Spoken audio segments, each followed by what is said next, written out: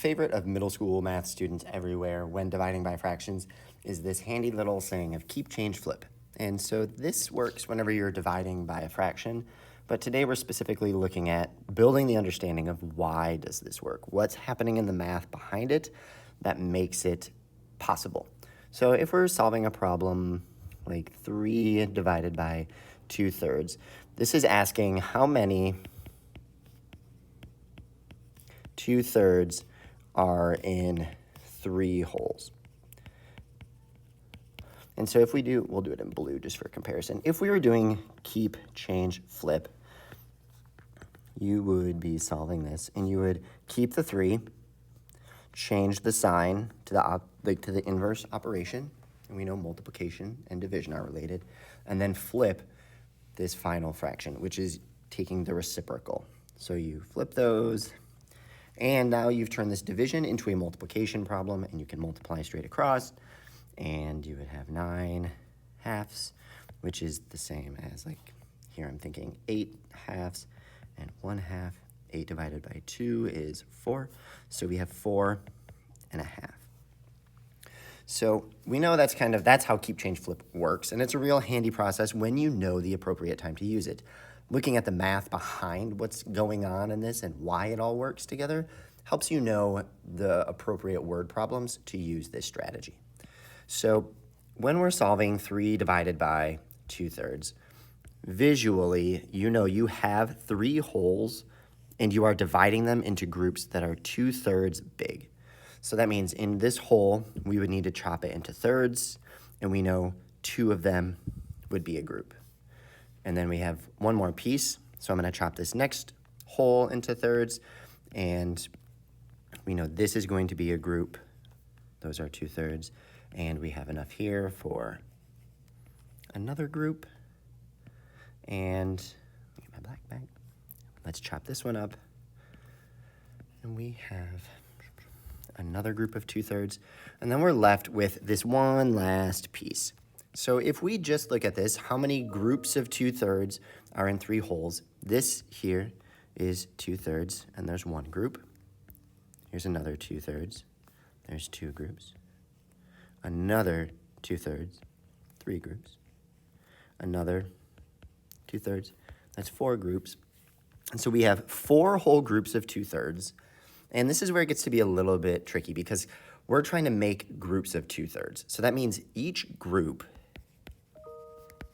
has 2 pieces, and each piece is 2/3 big, or is 1/3 big rather. So if each group has 2 pieces, in this gray that we're right here, we're left with one of the 2 pieces that were remaining. So we do have 4 entire groups of 2/3, and then in this next group, we have half of that group. We have half of the 2/3 that we need. That's why it is 1/2. Again, if we know one group has 2 pieces, we have 1 piece remaining. So that means we have 1 out of the 2 that we need, or a half of a group. So we have 4 full groups of 2/3 and a half of a group of 2/3. And well, I know half of 2/3 is 1/3. And if you look, the value of this piece here is 1/3. So we do get the same answer of 4.5, and this is the visual model for why that works. And so let's look and see, why does keep, change, flip occur? Where do we get this 3/2 from? Where does this reciprocal come from? So if we reverse, instead of looking at this with 3 wholes, if we just focus on 1 broken into 2/3. So we know that if we have 1 whole, we break it into 2/3, here's 1 whole group of 2/3, and then just like up above, we have 1 piece remaining of the 2 that we need. So 1 divided by 2/3 is 1 and 1/3.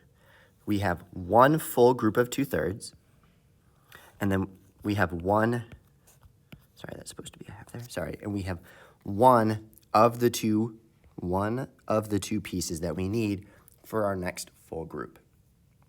Now, from this, I know that mixed numbers can be converted to improper fractions.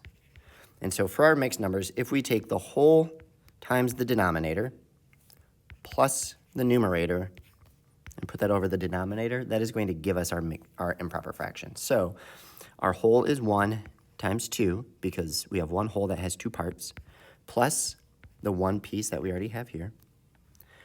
And each piece is a half big. So 1 times 2 is 2, plus 1 is 3.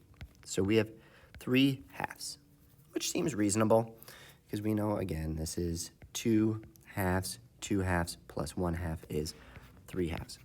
So if we know that 1 divided by 2/3 is 3 halves, now if we're looking for 3 divided by 2/3, we know that if we can take one of them, this is just 3 times greater. And since it's basically doing that same thing 3 times, we can also multiply this by 3. So we could do 3 halves times 3. Now let me grab my highlighter here. If you notice, we just did 3 halves times 3. So because of this step here, we're knowing if we had one whole and we broke it into this sized group, we would get 3 halves, which is the reciprocal. We can just do our number of wholes times the reciprocal. And this step here is just kind of like in your brain. It's the piece that you know that's happening, but you've built up that understanding, and now you can move to a more efficient way of solving. So I will solve one more just to connect all these dots without quite as much explanation in there. So if we say, I'm going to make this one up on the fly, so apologies if it doesn't work. If we have 4, let me grab a different color. If we have 4 divided by 3/5, 2/5, I'm okay with that. So we have 4 wholes divided by 2/5. I know that if I have one whole and I break it into fifths, and we're making groups of 2, there's 1, 2. So I have 2 whole groups of 2/5, and then I have 1 piece of the 2 that is remaining. And 2 and 1/2 is equivalent to 2 times 2 is 4, plus 1 is 5. 5 halves. So I know this is the same as 4 groups of 5 halves, or 20 halves, which is equal to 10. So we changed, we used the reciprocal. And I'm going to do a picture just to double check that we got this. Let me slide you out of the way. Instead of drawing, I'm just going to duplicate without the highlights. So there's 1 hole, 2 holes, 3 holes, 4 holes. So this is going to be 1, 2, 3, 4, 5, 6, 7, 8, 9, 10 groups, and each has 2/5.